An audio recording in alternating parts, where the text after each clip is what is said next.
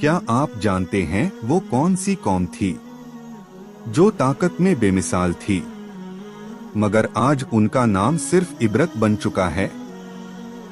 ये थी कौमे तुब्बा, यमन की एक अजीम सल्तनत, जिसका जिक्र खुद कुरान में आया है।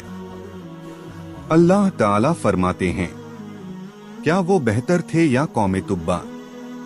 हमने उन्हें हलाक कर दिया क्योंकि वो गुनहगार थे।